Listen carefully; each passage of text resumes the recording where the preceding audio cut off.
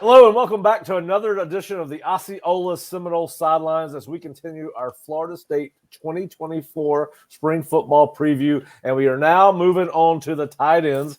My name's Pat Burnham. I'm joined by the Osceola's Bob Ferrante and Curt Weiler.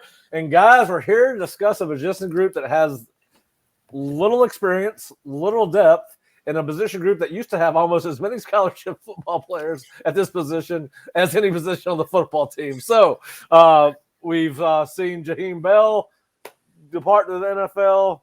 The biscuit needed to be warmer, so he went to Arizona State. It was not hot enough for the biscuit here in Tallahassee, so he's gone. Then Phillip Daniel, obviously, who is a guy that had a great 4-year career after walking on at Florida State, has transferred to finish his career somewhere else. But what we do know is they bring back Kyle Morlock, Jackson West, Jarrell Powers, Brian Courtney, and incoming freshman Landon Thomas, who will go through spring.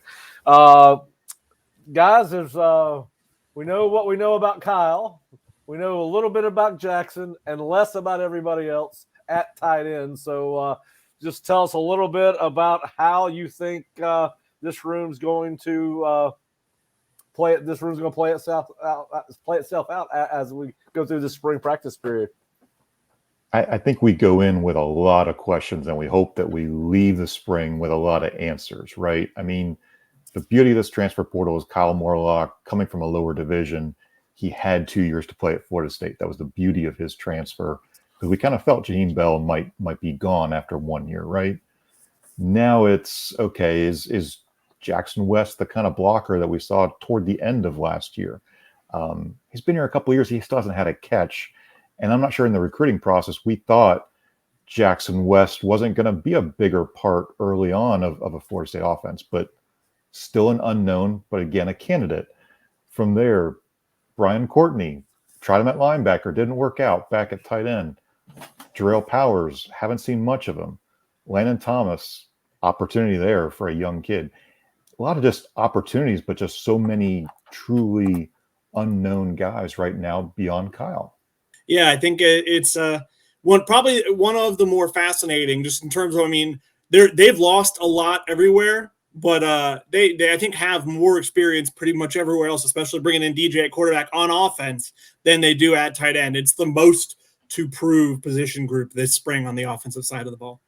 Yeah, and I think each individual player has a specific area that they can get much better in. For example, Morlock, we know what a dynamic threat he can be as a pass catcher. He can line up in the slot, line up as an in-unit tight end, line up as an outside receiver. He had 20 catches or 19 catches for 255, which I thought he'd have more if you told me that. Now, listen, we know Jackson West has got to improve overall. As Bob said earlier, we did see he blocked better as the season went on last year. Now, in high school, coming out of high school, to Bob's point, I thought he would be much more involved as a receiver in the Florida State offense. He lined up as a receiver a lot as a high school player.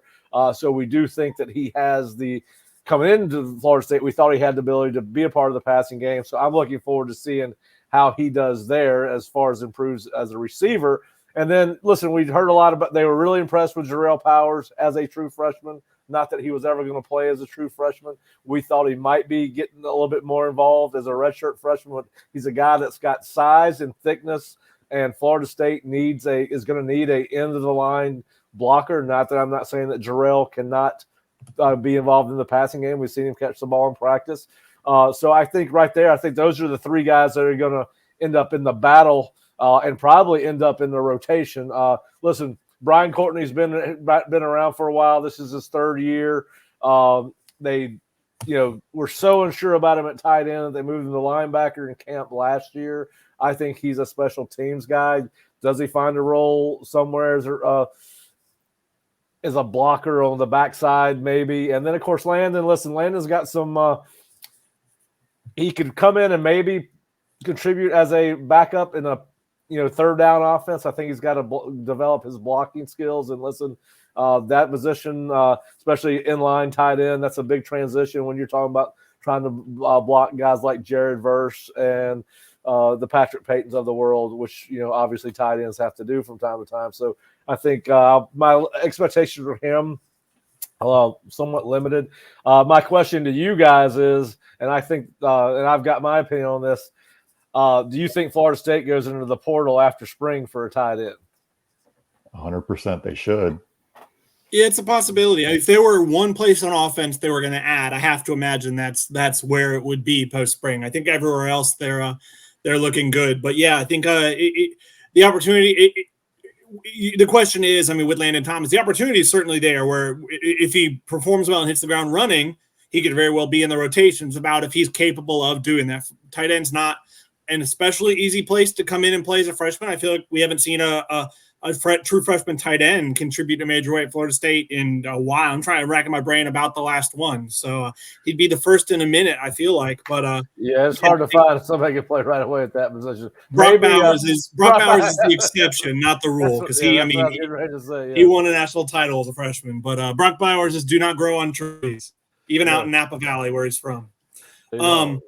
But yeah, no, I think it's certainly a possibility. I think it seems like there's some anticipation that there will be more of a spring transfer market this year with so many coaching changes late in the offseason. With Saban's retirement happening so late and things, it feels like guys might have been willing to give coaches a chance, but also keeping their possibilities open about moving on after spring at a bunch of places.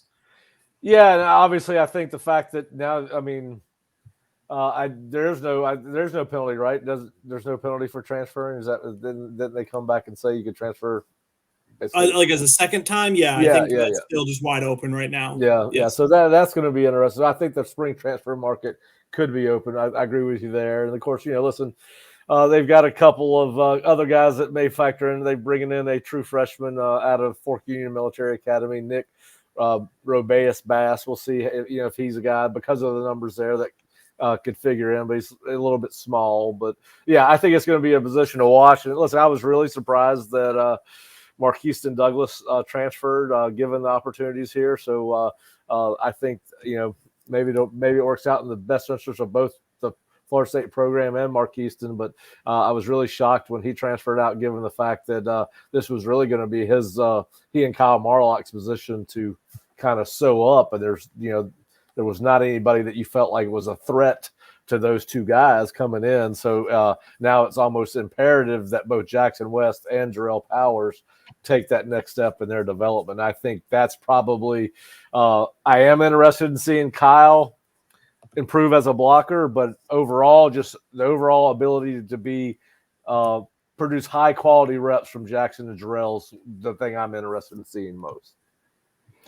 Yeah, to me, if I were going to put, some expectation, I think Jackson West is a guy as an upperclassman that you should expect more from. Like that growth, do we see a little bit more, say, improved blocking? He had some drop issues through practices. That's something that he can correct just through time on the jugs gun and all. So can he, on the jugs machine? Sorry, can he be more of a consistent pass catcher? Because again, to me, it's the same thing we were talking about with other positions. If you put a tight end out there on the field who is known as a receiver and not as a blocker, it's giving away a tendency of what your play can be, and vice versa. Yep. So if this were a discussion about who can catch the ball, Jarrell Powers might be a great option. But it needs to be a discussion about who's well-rounded. And Kyle Morlock feels like the best guy, and I don't want to say by default, but he's just ahead in a lot of different areas right now. We need to see that growth from a lot of the other guys too. Yeah, I think the question with Jackson, I would say, is, he'll be a year and a half. He'll be 2 years removed from. He missed it was all of the 2022 season with a pretty serious injury, right? I remember him scootering around a bunch. I think that, like, how much can another year removed from that help him be closer to maybe the guy we saw or expected to see as a receiving target coming like this next fall and this spring as well. Yeah. Well, it's going to be another interesting group. But listen, I think it's interesting all over the place. I think we've got a little bit more of an idea of where you are at quarterback and running back than we do receiver and tight end, particularly from a depth standpoint, and how deep and good can you be at those positions. So I think it's going to be another fascinating position to watch. And listen, when you bring, what did we say the other day, almost 40 new players into the program between true freshmen and transfers, it's that's almost half your roster. It's going to be interesting to see how all these position groups come together and how they gel together as a team. But guys, all right, well, we got one more offensive preview to knock out later this week. We'll do the offensive line, and we're going to try to have Mark Salva, former FSU offensive line, Mark Salva, join us for that. But if not, Curt and Bob will be back with me for that, and we'll have that for you on Friday. But we want to thank Aer Lingus again for sponsoring today's show. Again, if you're going to go to the 2024 kickoff in Dublin, Ireland, to watch Florida State play Georgia Tech, you can go to Seminoles, 2, Ireland.com, and that'll take you to the website where you can look at tickets and travel packages. But happy to have them on board. And guys, we're getting closer and closer to spring football. I can't wait till we're through talking about it and watching it, so we can actually talk about it with a little bit more, authority, and talk a little bit about how these kids are developing as we go through the spring practice period. Your Seminoles kick off the 2024 football season in Dublin, Ireland, as they face the Georgia Tech Yellow Jackets in the Aer Lingus College Football Classic.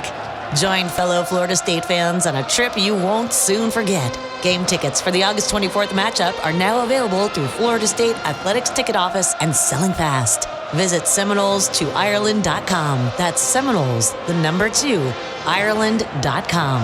And go Noles!